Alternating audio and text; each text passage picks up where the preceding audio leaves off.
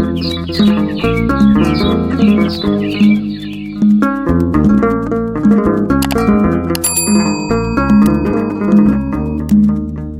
ያልበዛበት እንደዚህ ሰው ሆ ብሎ ማሄድበት ቀረጋ ብላችሁ በራሳችሁ ጊዜ አስባችሁ አቅዳችሁ እንደዚህ ገዳማት ማንንም በሌለበት መታችሁ ጸሎታችሁን ልመናችሁን ብታቀርቡ እግዚአብሔር አምላክ ከልብ የሚሰማበት ስፍራ ነው ይሄ በእውነት እና የሚገርም የተቀደሰ ስፍራ ነው ይሄ የዝዋይ ገዳማት። እንግዲህ ሙሉ ቤተክርስቲያኑን ተመልከቱ እንዳለ ይሄ አጸደ መቅደሱ ነው።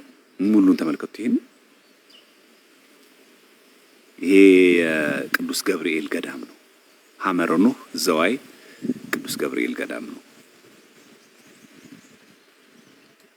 እና አሁን ጉዳዩ የውበት ብቻ አይደለም ነው ባጭሩ ለመግለጽ የፈለኩት ገብቷችኋል። ይሄን አሁን እንዲያምር ምናምን ነፋሻማ ሲሆን ደስ ስለሚል ምናምን መንፈስን ስለሚያድስ ሳይሆን የገነት ምሳሌ ስለሆነ ነው። ዛፎች ተክሎች ቢገርመው ደግሞ ከተክሎች ደግሞ በጣም ደግሞ የሚተክለው ምንድነው? ወይራ ይተክል። ለምን? ወይራ ጽኑ ነው፣ ጠንካራ ነው። እኛም ጽኑዓን እንድንሆን ነው፣ ጠንካሮች ነው። ለዛ ነው ቤተክርስቲያን ውስጥ ወይራ የሚተከለው እንጂ ለውበቱ ምናምን ለጥንካሬ ተፈልጓል። የሚፈለገው ለምንድነው? ለጥንካሬ ነው። በቃ አንዱ የሚተከለው ምንድነው? ወይራ ነው። ቀጥሎ ምን ይተከላል? ዘንባባ። ቤተክርስቲያን ውስጥ ከሚተከሉ ተክሎች አንዱ ዘንባባ ነው። ለምን? ትዝ ይላችኋል ዘመነ ሰላም መሆኑን ለመግለጽ ዘንባባ እያነጠፉ ሆሳዕና በአርያም እንዳሉት እንደዛ ነው። በዛ ላይ ዘንባባ ዳርዳሩ ተለብልቦ የምታዩት እሳት ለብልቦ ይተዋዋል። ያ ማለት ባህሪ የመለኮት አይመረመረን ሲሉ ነው ሆሳዕና በአርያም ያሉት። አሁን ተመልከቱ። አሁን ይሄ ዝዋይ ገዳም ነው። ተመልከቱ ያሉት ዘንባባ ማለት ይታያችኋል። ይሄ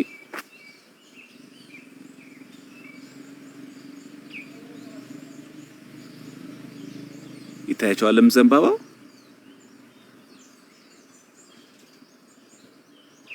እንዲህ ይተካል። በቃ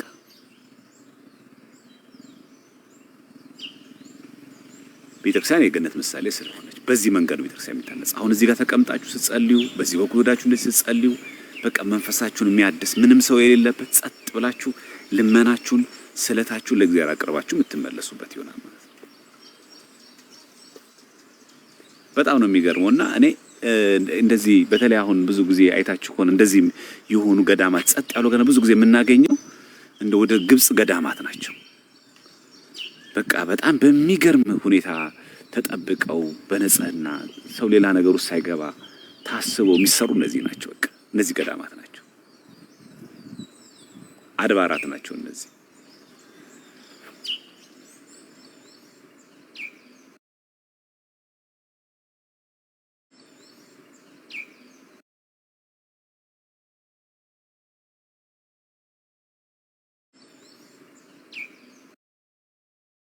ተቻላችሁ አይቀር እንደው ብትችሉ የሆነ እንደዚህ አይነት ትሉ አሁን የመናገር ጊዜው የማን ነው? የእግዚአብሔር ስለሆነ ማለት ነው።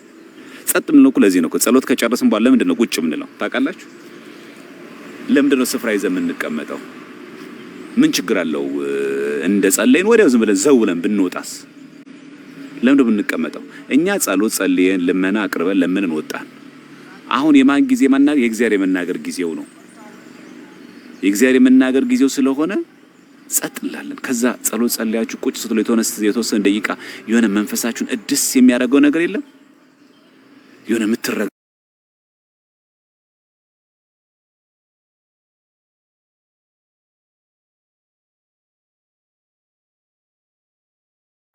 የምትሰክኑበት የለም?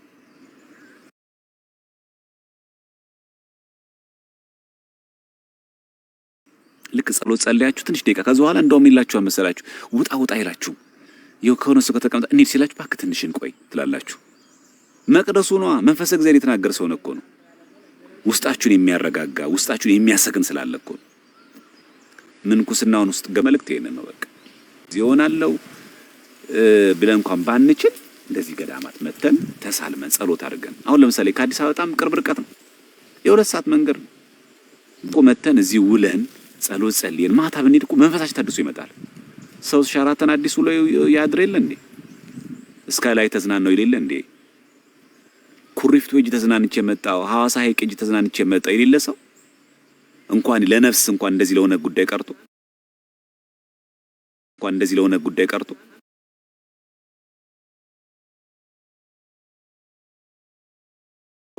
ጉዳይ ቀርቶ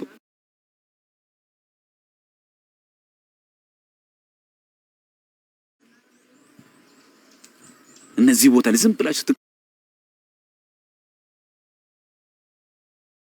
ተቀመጡ ራሱ መንፈሳቸው ባይበላስ ምግብ በእውነት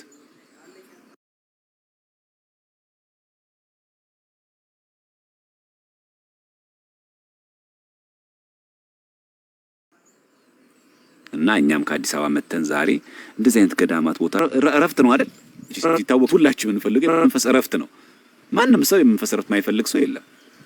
ግን ተበላ፣ ተጠጣ፣ ጮማው ተቆረጠ፣ ጠጁን ጠጣ ሄድ ከተቻለ በጣም ቆንጆ ነው። ሙሉ በጣም ሰፊ ነው የዝዋይ ገዳም። ይሄ ብቻ ነው አሁን የቅዱስ ገብርኤል ቤተክርስቲያን አሳዩዋችሁ እንጂ እጅግ በጣም ሰፊ ነው ገዳሙ።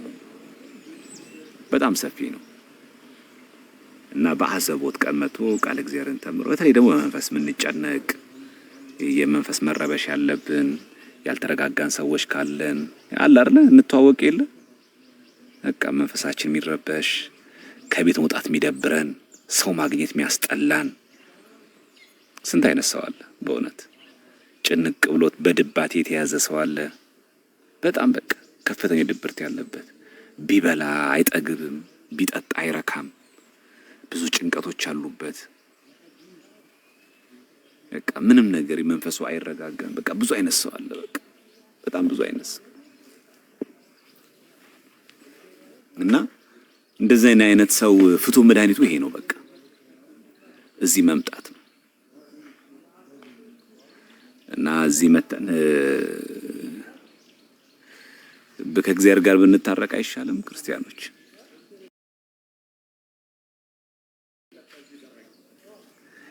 እና ብዙ አለ በየቤቱ በጣም ብዙ ሰው አለ። በቃ ቁጭ ብሎ ቆዝሞ የሚውል ተጨንቆ የሚውል በቃ በብዙ መንገድ የግል ችግር ያለበት አለ፣ በትምህርት ችግር ያለበት፣ በስራ ቦታ፣ በፋሚሊ በጣም በብዙ መንገድ አይነታችንም መጠናችንም በጣም ብዙ አይነት ስለሆነ ማለት ነውና እንደዚህ አይነት ሰዎች ስንሆን በተቻለ መጠን በአዘቦት ቀን ምንም ሰዎች የማይበዙበት ቀን መጥቶ ቃለ እግዚአብሔርን ተምረው ገዳማውያን አባቶች መነኮሳት አሉ በዛ በኩል መተው እነሱ ከገዳማውያን አባቶች ከሰዓት ውጪ አይወጡም ወደ ውጭ። በርግጥ ጠዋት ነው ለኪዳን የሚነሱት፣ ማታ ለምህላ አለ፣ በተረፈ በዓት አላቸው። በበዓታቸው ነው የሚጸልዩት ሁሉ ጊዜ በዛ ይጸልያሉ ገዳማውያን አባቶች። ስለዚህ እነሱ መተው ተባርከን ሰላም ለኪ ደግመውልን እንዲህ ብናረግ ሳይካትሪስት ጋር ከምትሄዱ እዚህ ዘዋይ ገዳም ብትሄዱ አይሻልም? እንደዚህ አድርግ እንደዚህ አርፈታ ለማድረግ ራስን ሞክር። ስንት ጊዜ አማከርን የጤና ባለሙያ ያጣጣልናቸው አይደለም። ግን የሚቀድመው ግን ይሄ ነው። ለሰው ከመንገድ በፊት መጀመሪያ ለእግዚአብሔር መንገድ ይቀድማል። በሁሉም መንገድ ክርስቲያኖች እሱ ነው ችግራችን የሚያውቀው። የፈጠረንም እሱ ነው፣ መፍትሄውንም የሚያውቀው እሱ ነው፣ ችግሩን የገባንበት የሚያውቀው እሱ ነው። ድባቴ፣ ጭንቀት በጣም በተለያየ መንገድ ብዙ አለ። ብዙ ሰዎች በችግር ውስጥ ነው ያሉት። እንደምናወራው እንዳይመስላችሁ በጣም ብዙ እና አሁን ቆመን ስለምንሄድ እንደዚህ ማህበራዊ ሚዲያ ላይ ሰው ስለ ጮህ ምናምን ነገር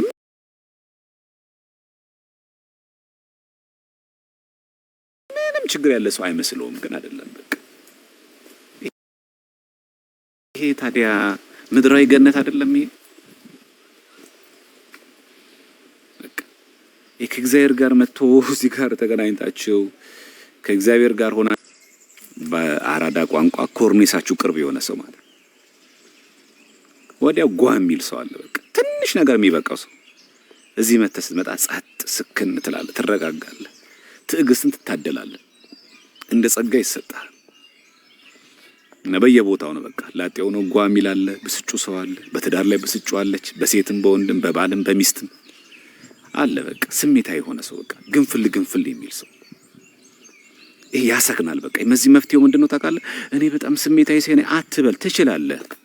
እኔ እኮ ድሮ እንደዚህ አልነበርኩ የሚባሉ ሰዎች እኮ አሉ። ድሮ ኧረ በጣም ቁጡ ሰው ነበረ፣ አሁን ከየት መጥቶ እንደተረጋጋ የሚባል ሰው አለ። እግዚአብሔር ነው፣ እግዚአብሔር እኮ ያስችለዋል። ትንሽ ነገር ሲነካ በቃ ኤሌክትሪክ ካልያዝኩ የሚል ሰው በቃ ይሄ ቤተልሔሙ ነው። መቅደሱ ሙሉ ይሄን ይመስላል።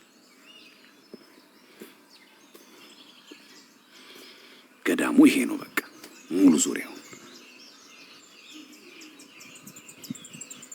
እና ይሄ የዘዋይ ሐመረ ኖህ ቅዱስ ገብርኤል ገዳም ነው።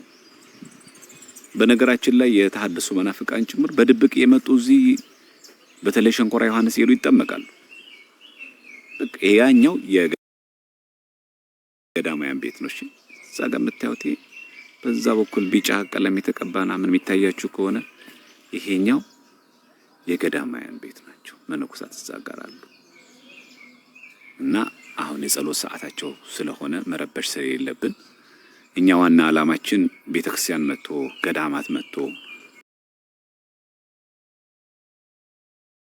ከእግዚአብሔር ዘንድ ልመና አቅርቦ ሰላም ለኪ ደግሞ ዝምታ ደስ አይላችሁ? አይክፋችሁ። መነኮሳት ገዳም ግቡ ሲባሉ ኧረ ደስ ይላችሁ ነው የሚገባው። እውነት ዓለምን እኮ አላያችሁም እኮ እንዴት እንዳስጣለን አላያችሁ የተባላችሁት እኮ መታደል ነውና በጣም የሚገርም ነው። የዘዋይ ሐመረ ኖህ ቅዱስ ገብርኤል ገዳም ይሄን ይመስላል ለማለት ያክል ነው። እግዚአብሔር ቅዱስ ገብርኤል ነው ይሄ ቤተክርስቲያኑ። እግዚአብሔር በምህረቱ ይሄን ቤተክርስቲያን ደርሰን ሰላም ለኪን ደግመን ከበረከቱ እንድንካፈል እግዚአብሔር አምላክ ሁላችንም ይርዳን። በጣም የሚገርም ነው። አጸዱ በቃ ሙሉ በቃ የገነት መታተም ሙሉ እንኳን በዚህ ጋር በቤተልሔሙ ስትመለከቱ ሙሉ የገዳም ነው በቃ ሙሉ። ሐይቁን ከሰዓት አሳያችኋለሁ እስቲ በኋላ ጉባኤ አለ እዚህ። ከጉባኤ በፊት ጊዜ ካለ ታዩታላችሁ እና የሆነ ቀን እንነጋገርበትና በአዘቦት ቀን ሰብሰብ ብለን ከአዲስ አበባ ጠዋት ተነስተን ደርሰን ተሳልመን በጊዜ ደግሞ ወደ ቤታችን ደግሞ እንመለሳለን። እንደዚህ አይነት ሐሳብ ያላችሁ ሰዎች ካላችሁ እና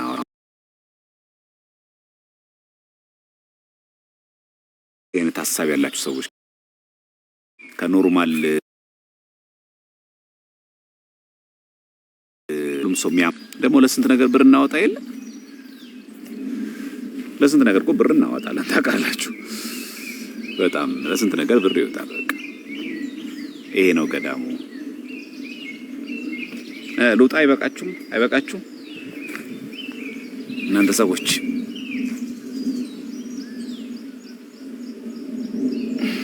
አይበቃችሁም?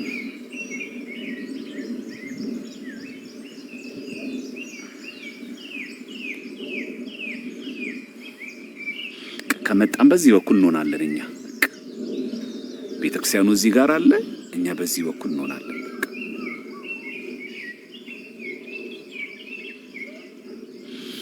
እና እንደዚህ ሆነን ስንመጣ ሁላችንም የአፋትን ድምጽ መስማት ከፈለጋችሁ እውነት አንዳንድ ጊዜ እንደዚህ አይነት ቦታ መጥቶ እንደውም ላይቭ መግባት ካልቀረ እንደዚህ አይነት ቦታ አይሻልም? እንደዚህ አይነት ቦታ ነው መሆን ያለበት በእውነት። ስክነት አለ፣ እርጋታ አለ፣ የእግዚአብሔር መንፈስ ያለበት ነው። በጣም ደስ ይላል። ይሄንን እግዚአብሔር ያሳየን። ይሄ በዚህ በኩል የምታዩት የካህናት መግቢያ በር ነው። ይሄኛው በር የምስራቅ በር ነው። መነኮሳት ነው የሚቀድሱበት እና ከዲያቆናት ደግሞ ያላገባ ዲያቆን በዛ ነው የሚቀድስበት። ገዳም ስለሆነ ማለት ነው። ይሄ ገዳም ስለሆነ የሚቀድስበት ነውና እግዚአብሔር ከፈቀደ ፍላጎት ካላችሁ አንድ ቀን ሰብሰብ ብለን እንደዚህ አንድ እንኳን ሃይሩፍ መኪና እንኳን ብለን 16 ሆነን ብንመጣም ችግር ሰው ሲበዛም ጥሩ አይደለም።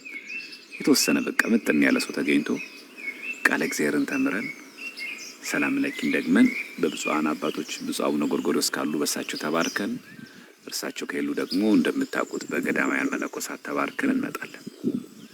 ዳቤ ሁሉ አለ የሚገርማችሁ እዚህ ዘዋይ ገዳምና አባት ናቴዎስም መምጣት ካልቀረ ዳቤ የገዳሙን ምሳ ብላ ብለውኛል ዛሬ ቅዳሜና ላስቀናችሁ ነው ማለት ነው። የገዳሙን ምግብ እንበላለን ማለት ነው። ደብዳቤ ያላቸው እዚህ እና ተመስገን ነው። ዝዋይ ገዳምን መጎብኘት አለብን።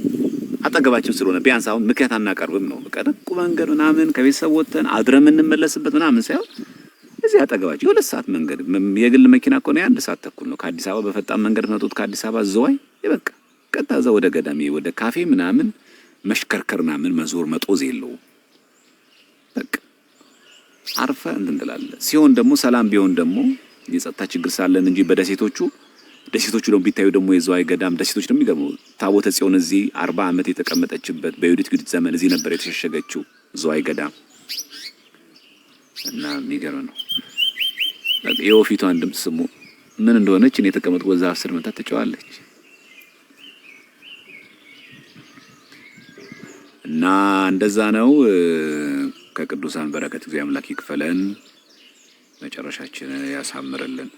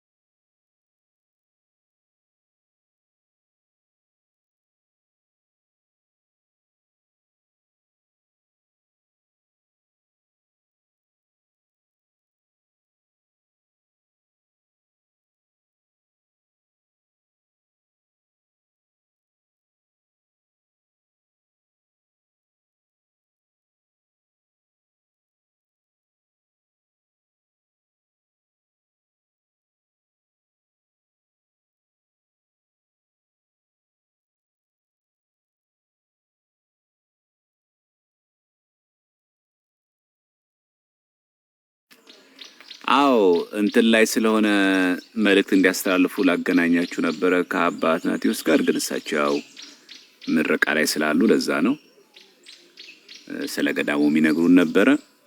ከዛ የተነሳ ነው እንትን ያልኩት። እሺ ይበቃናል ለዛሬ።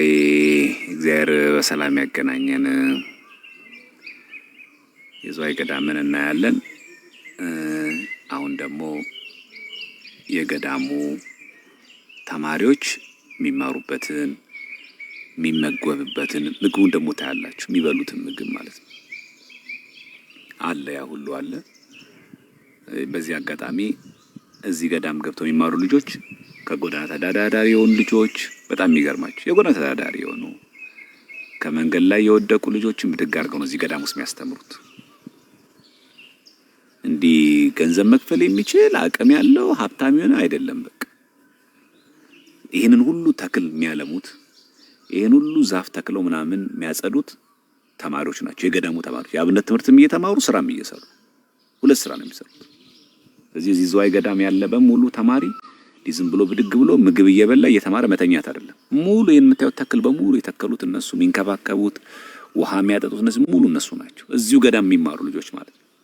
ምንም በአፍ መፍቻቸው ራሱ አማርኛ ያልሆነ ጭምር መተው ተምረው ቅኔ አውቀው ተቀኝተው የሚገርሙ ቀዳሽ ሆነው ይወጣሉ ከዚህ እና ገዳም በጣም ሰው እያመረተ ያለ ገዳም በጣም የሚገርሙ ነው። ከዚህ የሚወጡ ልጆች በጣም የሚገርሙ ናቸው የሚሆኑትና በተለይ ዝዋይ ገዳም የተማራችሁ ልጆች እድለኛ ናችሁ።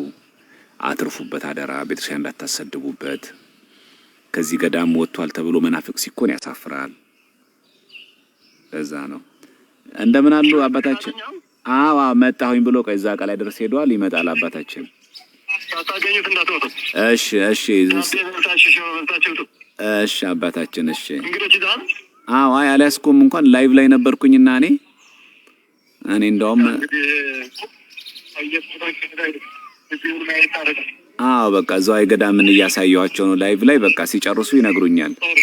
እሺ እሺ እሺ ምርቃት ላይ ስለሆኑ ለሳቸው ለዛ ነው። አባ አትናቴዎስ ናቸው። የገዳሙ አበበኔት ናቸው። ዛሬ የሚመረቁ የቅዱስ ጳውሎስ መንፈሳዊ ኮሌጅ ተማሪዎች አሉ። ለዛ ነው የሄዱት። ይህን ይመስላል። እግዚአብሔር ሀገራችንን የሚጠብቅልን።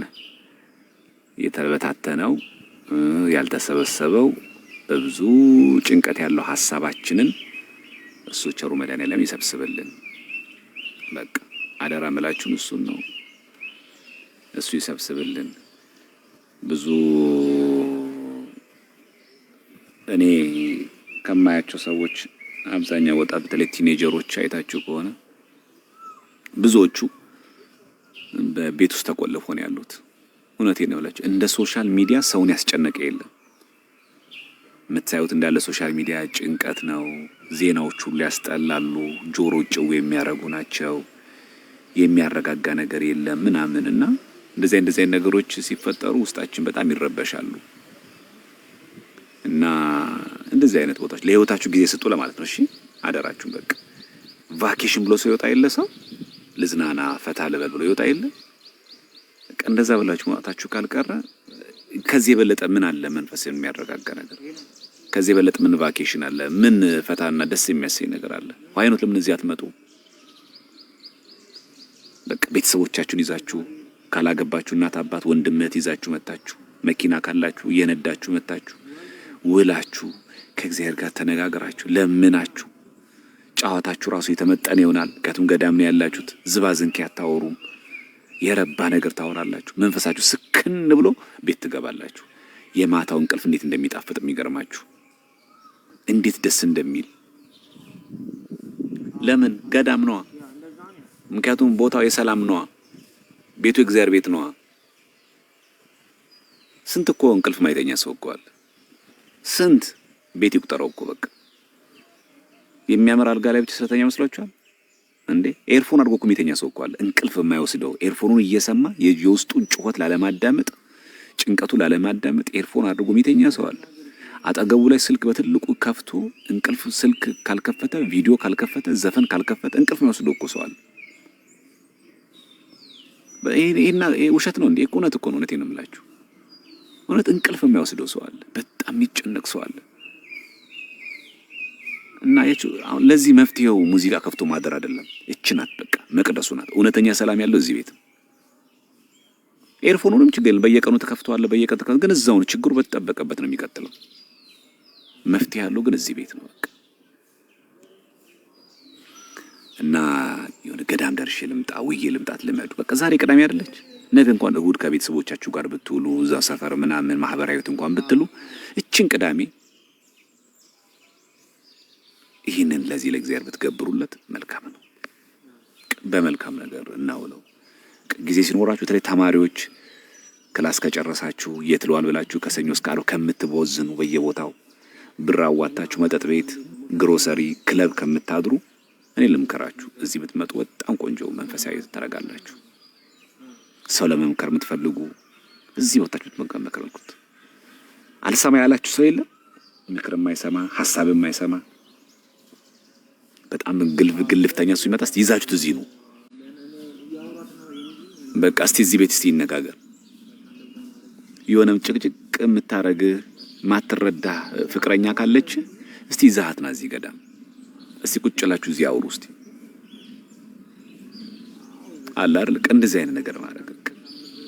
የሚያስቸግር ባል ካለሽ ነዝናዛ ካለሽ እዚህ ገዳም ይዛችሁት ነው። እና ይሄንን ነው እኔ አደራ መላችሁና በቃ ቤተክርስቲያንን በብዙ መንገድ እንጠቀምባት። በቃ መፍትሄው ያለው እኛ ቤት ነው። በቃ እግዚአብሔር መንስ የሚሰማብን ያዳምጠን፣ ከዓለም ጫጫታ ርቀን ከከተማ ወጣ ብለን ከከተማ ወጣ ብሎ ማዘጋጀት ይሄ ነው። በቃ ጥቅሙ ይሄ ነው። ለምንድን ነው ጌታችን ሚስጥር ሲገልጥ ደብረ ታቦር ተራራ ወጣ ያለ፣ ስለ ነገረ ምጽአቱን ሲናገር ደብረ ዘይት ወጣ ያለ? ለምንድን ነው እንደዚህ ያደረገው? ሲጸልይም ወደ አትክልት ስፍራ ወደ ቢታኒ ለምንድን ነው ሄደው? ወጣ ሲሉ መንፈስ ስለሚረጋጋ ነው፣ ሰከን ስለሚል ነው። ያ ጫጫታ ያለው ቤታችን ዘፈኑ፣ ኃጢያቱ፣ ርኩሰቱ ምኑ ያለበት ወጣ ብለን ከእንደዚህ አይነት ቦታ ላይ ከእግዚአብሔር ጋር መታረቅ ተገቢ ነው። እና የገዳማትን የአድባራትን ጥቅም በዚህ ልክ እንድናስበው ነው ማደራ መላችሁ እግዚአብሔር እናንተን የሚጠብቅ እኛን የሚጠብቀን መጨረሻችን ደግሞ አሳምሮ በምህረቱና በቸርነቱ ለመልካም ነገር ሁላችንም ያብቃን ይጠብቀን። እሺ ይበቃችኋል። አሁን አይበቃም? ጎበስ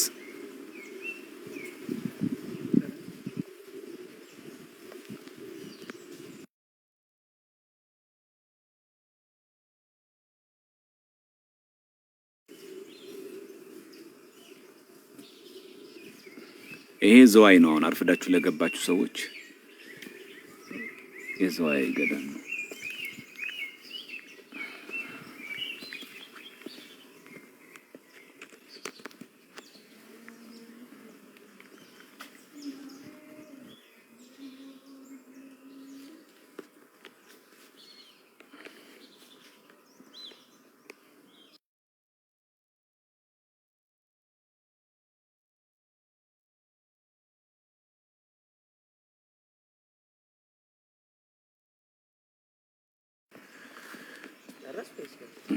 እሺ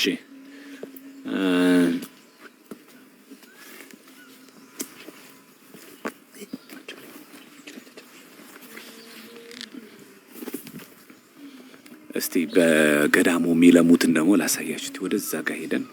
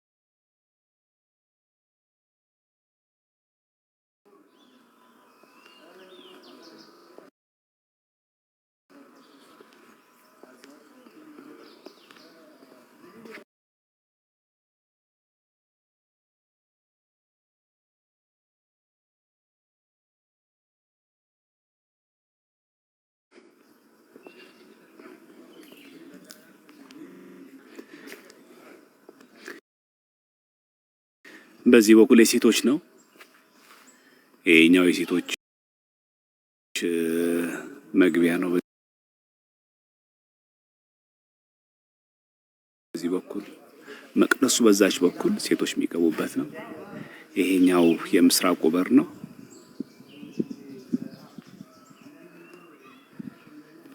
ይሄን ይመስላል። ያ ነው የገዳማ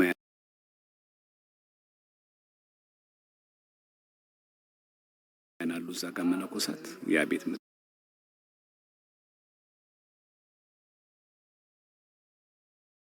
አሉ እዛ ጋር መነኮሳት ያ ቤት የምታዩት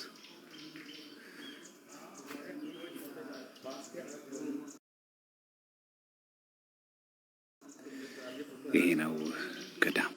ሳይልም ግን በቃ እንደሱ መጋቢ ቤት ነው ያለው ነው። እሺ በቃ እዚህ እንጠብቀው። እሺ መልካም።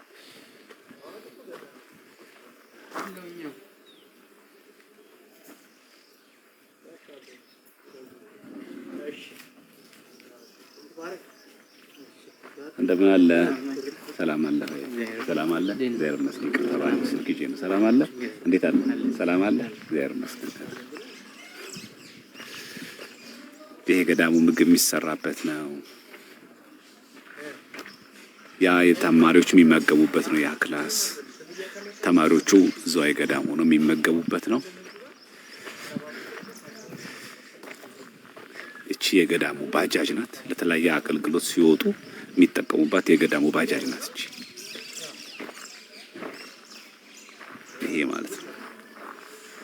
ከዛ ደግሞ አሁን እዚህ ጋር ይታያችኋል። እዚህ ነበረ የአቡነ ጎርጎርዮስ አሁን የጳጳስ የሆኑት ጳጳስ የሆኑት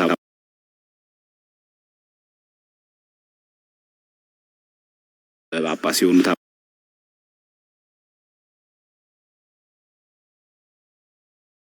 ጎርጎርዮስ መጋቢ ነበሩ።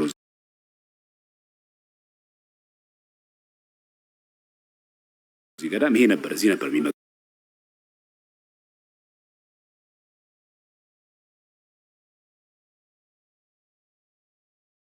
እንጂ እዛ ይሄ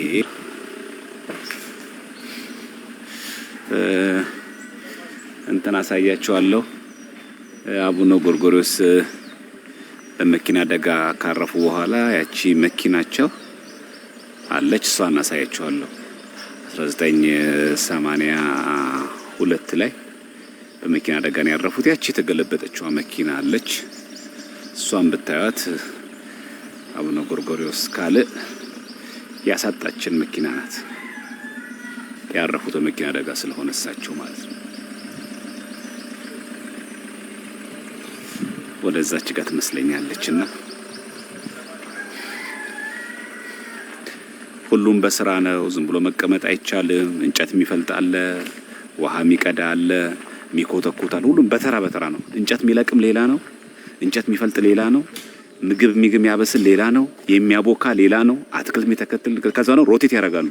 ትላንትና እንጨት የፈለጠው እንጨት እየለቀመ እንጨት ከገዳሙ የለቀመ ደግሞ ነገ እያቦካ። ሁሉም አልችልም የሚባል ነገር የለም። እኔ ሰነፍ ነው የሚባል ነገር የለም። ሁሉ ነገር ይችላል። ሁሉን ነገር እኔ አልችልም ምናምን የሚባል ነገር ገዳም ላይ የለም። ሁሉም ይወጣል፣ ያቦካታል፣ እንጀራ ይጋግራል፣ ምግብ ያበስላል፣ ሁሉ ነገር ማለት ነው። በእያንዳንዱ ስራ ይሰራል። ምን በቃ እዚህ ጋር አንተ ቀረህ የሚባል ነገር የለም። ስራ ይሰራል ማለት ሁሉ ማለት ነው። እና ያሁን ይሄ የዝዋይ ገዳም ላይ ደስ የሚላችሁ አሁን የምታዩቸው አትክልቶችን ብሎ እንደዚህ ኮትኩቶ ውሃ የሚያጠጣል እንደዚህ ሁሉ ሙሉ ማለት ነው። ዝም ብሎ የሚቀመጥ ያለ ስራ የተቀመጠ ምንም የለም። ይሄ ሁሉ የሆነ ግን የአብነት ትምህርት አብረው እየተማሩ ነው። ታዲያ ድቁናቸውን እየተማሩ ዜማ እየቀጸሉ መዋሰት እየተማሩ ድጓ የሚማሩ አሉ፣ ቅኔ የሚማሩ አሉ፣ መጽሐፍ ትርጓሜ የሚማሩ አሉ። ሁሉ ይሄ የሚደረገው ከስራ ጋር አብሮ ነው። ገዳሙን እያለሙት ነው። ቁጭ ብሎ መመገብ መብላት ፈጽሞ አይቻልም። ሁሉ መነኮሳቱም ሆኑ ምንም ሆኑ ማለት ሁሉም እንደዚህ ይሰራል እና ይሄን ይመስላል። እስቲ ደግሞ የዳቢውን ደግሞ እስቲ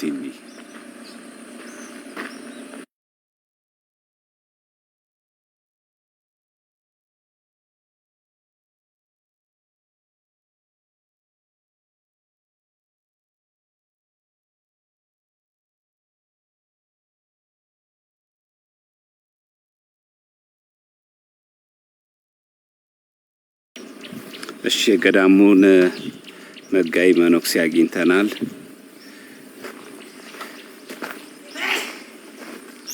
እንዴት አሉ? ክብረ አባታችን ሰላም ነው ተወይ?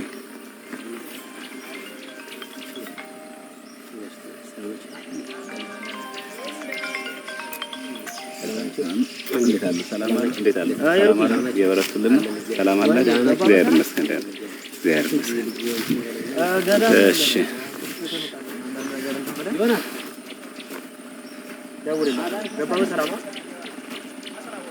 አዎ ተስፋንማ እያችሁት ስልክ እያወራ እኮ እሱ ዘመደ ብዙ ነው። ለዛ ነው ይሄ አገልግሎት የሆነ ነው። ሁለተኛ ነገር ደግሞ እዛ ጋር የመኪና ማቆሚያ ፓርኪንግ ነበረች ያቺኛዋ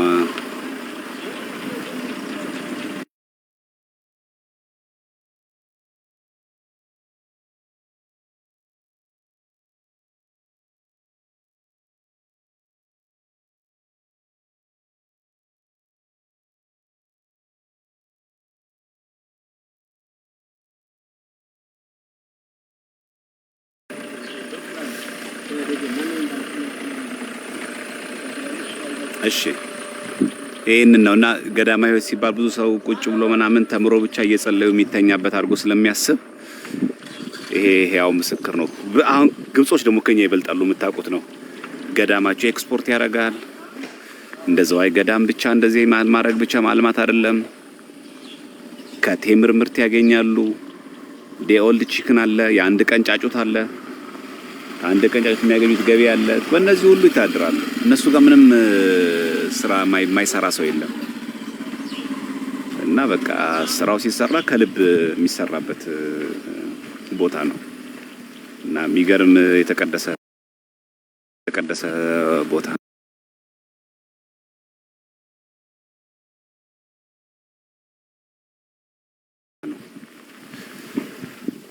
አሁን ይሄንን ዛፍ ነው ከላይ እዛ ጋር የምታዩት ማለት ነው።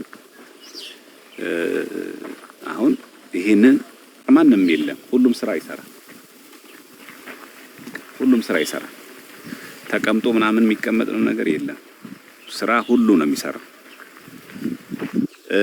ላሞች አሏቸው፣ እንስሳትን የሚጠብቁ አሉ፣ የሚመግቡ አሉ። አጠገባቸው ሐይቅ አለ እንዳለ። ከዛ ያቺው እዚህ ጋር ቧንቧው በመስኖ ጭምር ለምቶ ስራ ይሰራሉ እዚህ ጋር ማለት እና ማይሰራ እዚህ ገዳም ላይ የለም። ምንም ገዳ የለም። በየቦታው ስራ የማይሰራ ምንም አይል ዝም ብሎ የተቀመጠ ሰው የለም። እያንዳንዱ የስራ ሰው መሆኑን ትረዳላችሁ እዚህ ማለት ነው። ለዛ ነው እቺ የውስጥ አቡነ ጎርጎርዮስ ከአብነት ልጆች የሚማሩ ተማሪዎች ጋር አብረው ቁጭ ብለው ምህላ የሚያደርሱባት ቅዳሴ የሚቀርፍ ደብር ነበረች። እቺ አሁን በአዲስ መልክ የተሰራች ነው።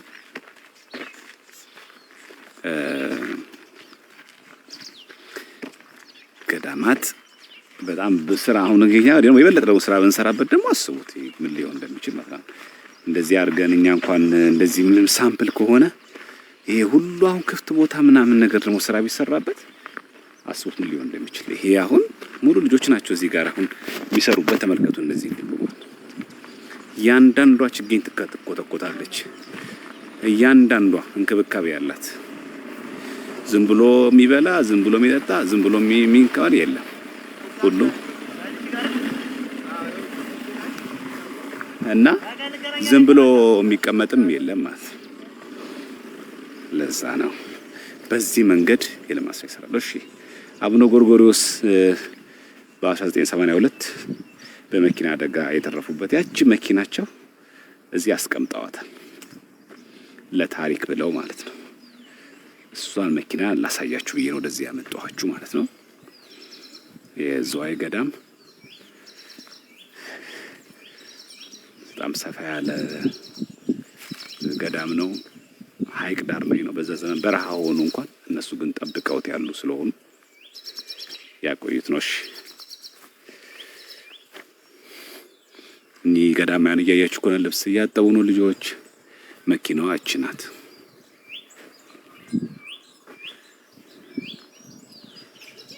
በሰዓቱ እንግዲህ ይሄ በጣም ዘመናዊ የሚባል መኪና የነበረ ነው። መኪናዋ መታ እዚህ ነው የተቀመጠችው።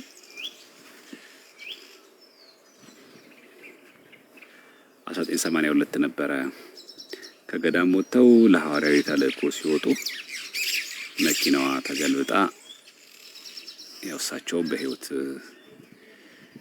ከዚህ ዓለም አረፍተ ዘመን ገቷቸው ያረፉት። የሚገርማችሁ መኪናው ሲገለበጥ ይሄ መኪና መታየው ሲገለበጥ ምንም አይነት ነገር ደም መፍሰስ መፈንከት ምናምን የአንገት የእጅ መቆረጥና ምንም ነገር የለም። በቃ ተጋጩ። መኪናው እንደዚህ ጭፍቃለች። እሳቸው ባልበት ቁበት ከነ በትረ ሙሲያቸው እዛው ነው ያረፉት።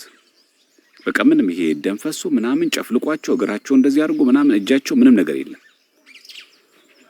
ምንም ነገር በሌለበት እቺ መኪና ናት እንትን ያለችውና በጣም ነው የሚገርመው። አንዳንድ የበቁ ሰዎች በጣም ይገርመኛል ሲታዩ እዛውስ ምንም ሲወጡ ነፃ ሆነው ነው የወጡት። በቃ መኪናው ጭፍልቅልቅ ብላ እንደዚህ እንደምታዩት ነው የሆነችው። እቺ ነበር 1982 ነው እንግዲህ አስቧት። እቺ እዚህ ጋር እንትን አለ ነዳጅ የሚቀዳበት ማለት በጣም አነስተኛ መኪና ናት። በጣም ትንሽ መኪና ናት እቺ መኪና እና መኪናው እንደዚህ ጭፍልቅልቅ ብላ እንደዚህ ሆናለች በአደጋው ማለት በመኪና አደጋው።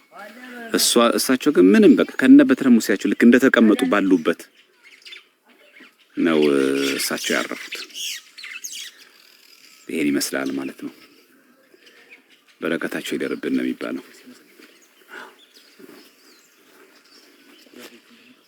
እሺ ቅድም ጠይቃችሁ የነበረ ጠበል ቤት ብላችሁ ነበርና ጠበል ቤቱን ደግሞ ላሳያችሁ ብንመጣ ጠበል የምንጠመቅበትን ቦታ የዝዋይ ገዳም ጠበል የሚጠመቁበት ቦታ እስቲ እንየው።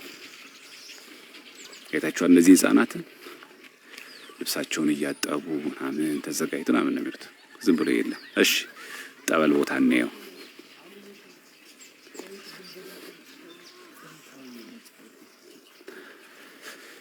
እሺ ተስፉ እየነገረኝ ነው ያለው። በጣም የቆየች ጥንታዊት የሆነች ጠበል ቦታ ናት እቺ ጠበል።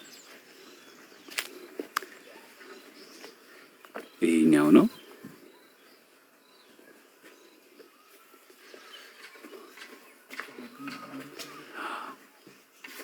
ጠበል መጠመቂያው። ይሄ ነው። በጣም የቆየ ነው። እዚህ ጋር ጠበል ይጠመቃሉ።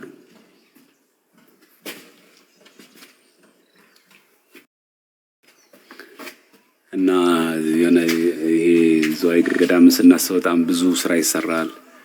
ይሄ እንዳለ እዛ ጋር የምታዩት የመነኮሳት ቤት ነው በዛ በኩል ያለው።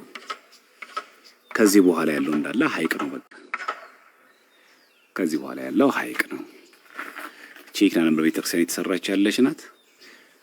የዕለቱን አሁን በዚህ ገዳም ላይ የሚያደርጉት የዕለቱ ወንጌል አሁን 11 ሰዓት ላይ ሲሆን ይሰበሰባሉ እዚህ ደብር ላይ።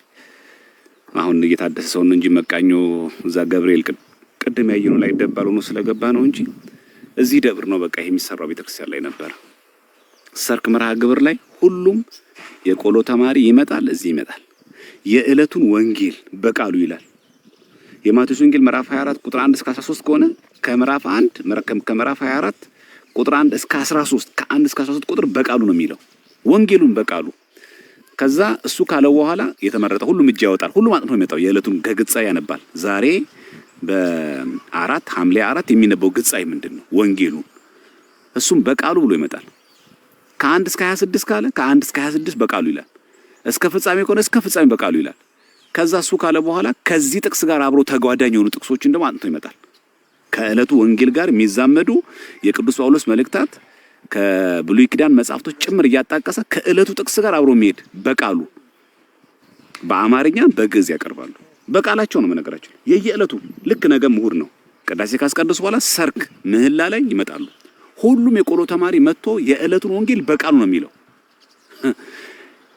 እንግዲህ በአይኔ ያየሁት ነው። እንግዲህ የዛሬ ዓመት እንደዚህ ሆነበት ማለት ነው። ሁሌ ሰርክ ላይ እንደዚህ ያደርጋሉ። አሁን ይሄ እንዲችን ቤተክርስቲያን ነው እንግዲህ ወንጌል አታውቅም እናንተ ጥቅስ ሲባል አታውቁም፣ መጽሐፍ ቅዱስ አታውቁም። የዕለቱን ወንጌል በቃላቸው ነው የየዕለቱን። የነገም ልክ እንደዛው አሁን እየሸመደሉ ልጆቹ ሲሰበሰቡ እዚህ ሰርክ ላይ ብፁዕነታቸው ይገኛሉ። የዛሬ ወንጌሉ በሊባል ይላል ከዕለቱ ጥቅስ ጋር አብሮ የሚሄድ ከዛ ከዚህ ጥቅስ ጋር ከዕለቱ ወንጌል ጋር ተዛማጅ የሆኑ ጥቅሶቹን ካቀረቡ በኋላ በተመረጠው መምህር የዕለቱን ወንጌል ትርጓሜ አንድምታ አመስጥሮ ይሰብካል። ከዛ ነው የሚጨርሱት ወደ ቤት ቢገቡት። መሐረና አብ ጸልየው የዕለቱ ወንጌል ምን እንደሆነ ተጠይቀው በደንብ በሚገባ ቃላቸው ችለው ይናገራሉ። እና ብትገረማላችሁ እዚህ ዘዋይ ገዳም እዚህ ከመጣችሁ እዚህ ሱባኤ እዚህ ከያዛችሁ ምህላ ትመጣላችሁ። እዚህ የቆሎ ተማሪዎች በቃላቸው ወንጌሉን ሲያነበንቡ በአማርኛ በግዕዝ ትደነቃላችሁ። በቃ ከዛ እንዴት እንደሚያበጥሯችሁ እንዴት እንደሚፈትሹ የኔ ቢጤ አይት ተነስቶ ዝም ብሎ ልስበክ ቢል የዕለቱ ወንጌል እኮ ይሄ አይደለም ጥቅሱ እኮ እንደዛ አይልም ብለው ይፈትሿቸዋል፣ ጭምር ይመዝኗቸዋል። ያቱ እነሱ የዕለቱን ወንጌል ጥንቅቅ አድርገው አንብበው በደንብ ከጥቅሱ ጋር አብሮ የሚዛመድ ነገር ተዘጋጅተው ይመጣሉ። ከዛ መምህሩ የሚቃናውን አቃንተው የሚስተካከለውን አስተካክለው ከዛ ደግሞ በግዕዝ በል ደግሞ ይሉታል። የዕለቱን ወንጌል በአማርኛ ያልከውን በግዕዝ በል ደግሞ ይሉታል። ተጣይ ተነሹን ሰያፉን በሙሉን አስተካክለው ደግሞ እሳቸው ይነግሩታል። እና በአጠቃላይ የዕለት ወንጌል የሚነገርበት ነው። ያውም እያነበበ እኮ አይደለም ይሄ መጽሐፍ ቅዱስናም ተብሎ የፉገራ ምናምን የሳክስናምን የፖለቲካ ሳይሆን ከልባቸው ተዋህዷቸው ማንንም አያቸው። ላይቭ አይገቡበትም፣ ቲክቶክ የለባቸውም። ላይቭ ምናምን ገብተው ፎሎወር ምናምን አድናቂ አይሰበስቡበትም። ቁጭ ብለው ግን ወንጌል ይማሩበታል። ከዚህ በኋላ ነው እንግዲህ የዕለቱ መምህር የዕለቱን ወንጌል ከደቀ መዝሙራት ደቀ መዛሙርቱ ካሉ በኋላ እሱ በቃሉ በስብከት አመስጥሮ የሚሰብከው። ታዲያ እዚህ ቦታ ላይ አሁን ስበክ ማለት አይከብድም? ይሄ ማለት ነው። እና ወለፍ ብትሉ በደንብ ያዳምጧቸው በደንብ አድርገው። እና እዚህ የመጣ ሰው የአብነት ትምህርት ውዳሴ ማርያም እንደዚህ ቅኔ መልክዓ ማርያም መልክዓ ኢየሱስ ሸምድዶ ነው የሚሄደው እያልን አይደለም። መሸምደድ ብቻ ሳይሆን የዕለቱ ወንጌል ጭምር ያው ግጻዊ ምን እንደሆነ እንዲያውቁ ተቀርጸው ይወጣሉ ከዚህ ገዳም ማለት ነው። እና ይሄን ይመስላል ከበጀምቶታ የተከበራችሁ ይሄን ይመስላል።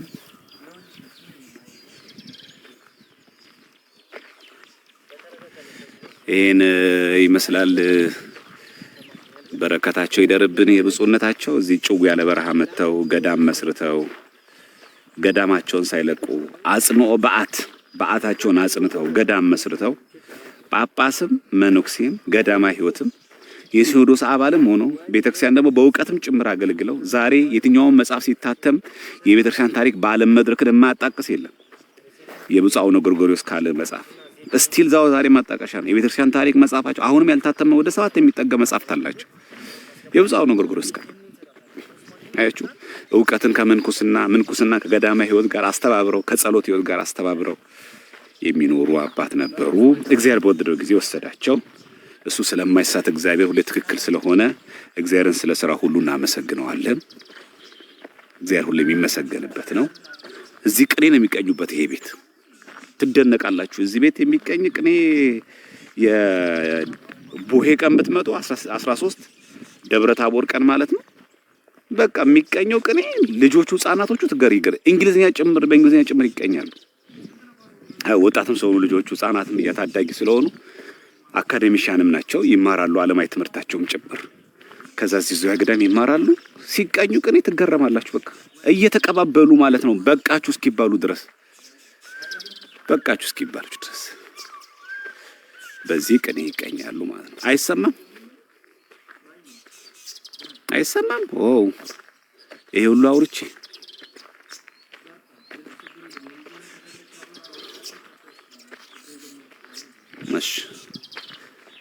እሺ ጥሩ ከተሰማችሁ መልካም። አይሰማም ሲሉ እኮ ምን ሆነዋል ብዬ ነው። መልካም እና ይሄን ይመስላል። እስቲ እኛም በሆነ ጊዜ በቃ አሁን ያልቻላችሁ ሰዎች እቅድ ያዙ። በቃ ይሄንን ብዬ ልጨርስ። ያልያዛችሁ ሰዎች ፍልሰታ ከአንድ ወር በኋላ ነሐሴ 1 ይገባል። ኦልሞስት የዛሬ ወር ማለት ነው። ዘዋይ ገዳም ገብቼ ከቻልኩኝ አንዷን ሱባኤ 7 ቀን ብፁዕነታቸው ጭምራሉ አቡነ ጎርጎርዮስ በየዕለቱ አሉ።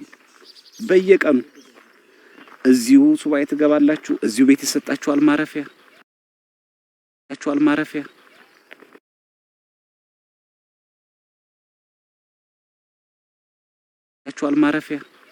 ምን ማለት ነው? ቀለም ማለት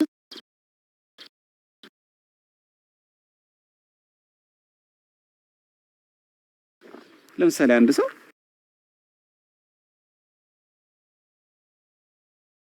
እኔ የምበላውን የአንድ የኔን የ7 ምግብ በቃ ተካሉበት ዳብ አድርገው እንዲበሉ ያቺ ዳቤ መታ እንጀራ ስልካችሁን ዝግት አድርጋችሁ ከእግዚአብሔር ጋር ብቻ የምትነጋገሩበት ጊዜ ይሆንላችሁ። እኔ 7 ቀን አይፈቀድልኝ ያላችሁ ሰዎች ቢያንስ ለ3 ቀን ይከብዳል። ለ3 ቀን በቃ ዓርብ መጡ፣ ዓርብ ቅዳሜ እሁድ ብላችሁ ሰኞ ወደ ስራ ሄዱ ከፈለጋችሁ። ለ3 ቀን ቢያንስ እንኳን መታችሁ ፍልሰታን ጾም ከበቃ 13 14 15 በቃ ቢያንስ 3 ቀን ከተቻለ ሁለቱንም ሱባኤ ማትችሉ ከሆነ አንድ ሱባኤ 7 ቀን እንደዛ አድርጋችሁ ፍልሰታ ጾምን በቃ በገዳም ሄጄ ሱባኤ ሄጄ ልጸልይ። ቅዳሴም እዚህ ቤተክርስቲያን አለ፣ በየቀኑ ነው የሚቀደሰው፣ ችግር የለም። ቅዳሴም በየቀኑ ነው። 16ቷንም ቀን ይቀደሳል። ቅዳሴ በየቀኑ ነው ያለው። ፕላስ ደግሞ እዚሁ ከገዳማውያን ልጆች ጋር የምትበሉት በረከት አለው። ብፁዕነታቸው አቡነ ጎርጎርዮስ ጭምር አሉ። ከእነሱ ጋር አብራችሁም ትሆናላችሁ። የብፁዕነታቸው በረከትም እያገኛችሁ ትቆያላችሁና እዚሁ አዲስ አበባ ቅርብ ነው። የ2 ሰዓት መንገድ ነው። ምን ችግር አለው? አዲስ አበባ መንገድ ተዘጋግቶብን ከ2 ሰዓት በላይ አንቆይም። ክርስቲያኖች እንቆያለን አይደል? ምን ጥያቄ አለው? መንገድ ተዘጋግቶብን ስንት ጊዜ እንቆያለን እንዴ?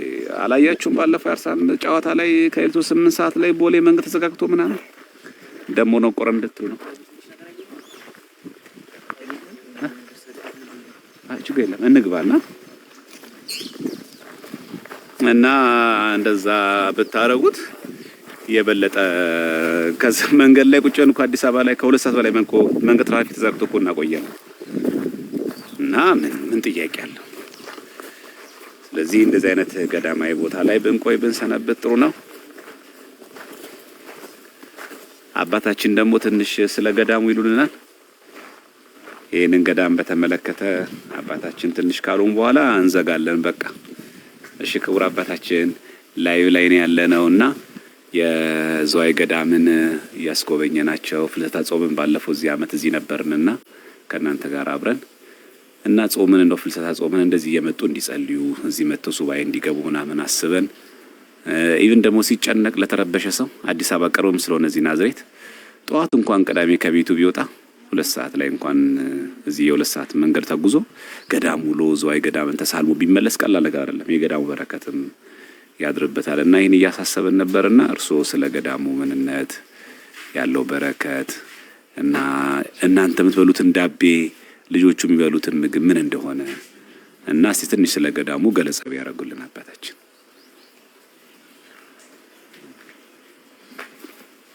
አይናፋር ኖት? እሺ ችግር የለም ይቀር። እሺ በአፎት ብቻ ይንገሩ፣ ችግር የለም። እሺ እሺ እሺ በቃ ችግር የለም። እርሱ አውሩሽ። እሺ እሺ እሺ ችግር የለም። እሺ ወደዛ ነው። እሺ ዝርዝር የገዳሙ የተማሪዎች ብዛት የኑሮው አጠቃላይ ገዳሙ ከመሰረቱ ብዙ ባናውቅም ዝርዝር አሁን ተፈለሰ እንደመሰረቱት ከዛ ቀሪ ተከትሎ ደግሞ አሁን ጎርጎርዮስ ቀዳማዊ መጥተው እንደመሰረቱትና ጫካ እንደነበረ በረሃ እንደነበረ ነው ትንሽ እንትን ያለ ግን ከኛ ይልቅ ተላልቆች አባቶች ይላሉ። ወደሳቸው ሄዳችሁ ልትጠይቁ መልካም። እሺ አሁን ግን የተማሪ መጋዘን ነው። ይሄ መጋዘን ነው። ኦኬ። ያንዳንዱ እቃ ማስቀመጫ ነው። ይሄንን ደግሞ ክሽና ቤት ነው። ኦኬ። ወጥ የሚሰራበት ነው። ወጡ የሚሰሩት ለማን ናቸው? ራሳቸው የገዳም ተማሪዎች ናቸው። ወጥ የሚሰሩ ሴቶች ናቸው። ሴቶች ይሰራሉ። ኦኬ። ተቀጥረው ሴቶች። ኦኬ። መናኞቹም ይሰሩ ነበር። ኦኬ። አሁን መናኙ ሁሉ እየደከመ ኦኬ። እየደከመ መጣ። በጣም ከባድ ስራ ነውና ጤስ አለ ምናምን። አሁን ሴቶች ተቀጥረው ነው የሚሰሩት። እንጀራ ቤት ደግሞ እዛ የሚጋገርበት እዛ አለ። ከዛ ቀጥሎ እንጀራ ብዙ ነው የሚጋገረው እንደ ሌላ እንትን ያንስ እዚህ ምግብ የሚበላ እስከ 200 በላይ ማለት ነው። ኦኬ። ከዚህ በላይ ነው ተማሪ አዳሪ ተማሪ ከ200 በላይ ተማሪ አለ እዚህ ውስጥ እና ከነሰራተኞቹ 200 በላይ ነው ተማሪዎች። ለነዛ ሁሉ ምግብ እዚሁ ነው የሚሰራላቸው። ሁሉ ቤቱ እዚህ ነው የሚታየው ያለ እሱ ገብቶ ሁሉ ባንዴ ይላል። ተማሪው 150 ከሱ በላይ ነው። አሁን አንድ አዲስ የተጨመሩ አሉ። ለዛ ነው ለሰራተኞቹም አሉ በዚህ እንትን ማሳይ የሚሰራሉ ተጣጣቂዎችም አሉ። ከፍቶች የሚጠብቁም አሉ። ለዚህ ሁሉ ተጨማምረው ከ200 በላይ ነው ያለ ማለት ነው። አንዲት ጎላ ተሰርቶ ሁሉ ባንዴ ነው የሚሆነው።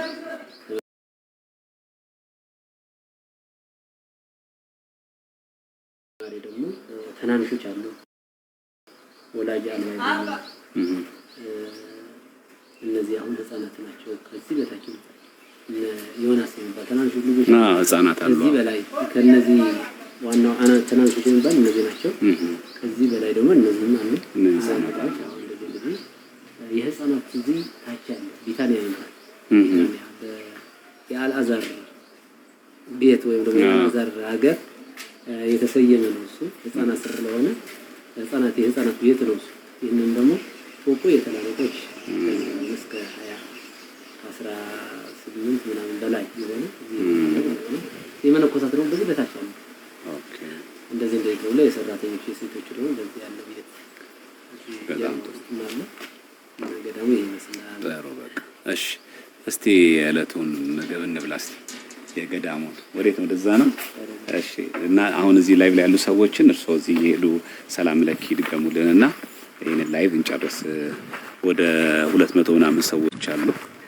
እርሶ ሰላም ለኪ ድገሙልንና ከዛ በአረብ ሀገር ያሉ አሉ፣ በውጭ ሀገር በአሜሪካ በአውሮፓ የሚኖሩ አሉ፣ ኢትዮጵያ ውስጥ የሚኖሩ ብዙ ኢትዮጵያውያን አሉ ይሄንን እየተከታተሉ ያሉና እርሶ እዚህ ሆነው አንዴ ሰላም ለኪ ድገሙልንና ከዛ እነዚህን ላይቭ እንጨርስ። እሺ። እዛ እንድረስ ምግብ ቤቱ። እሺ። ምግብ ቤት እንድረስና እናደርጋላችሁ። እሺ። እሺ። እዚህ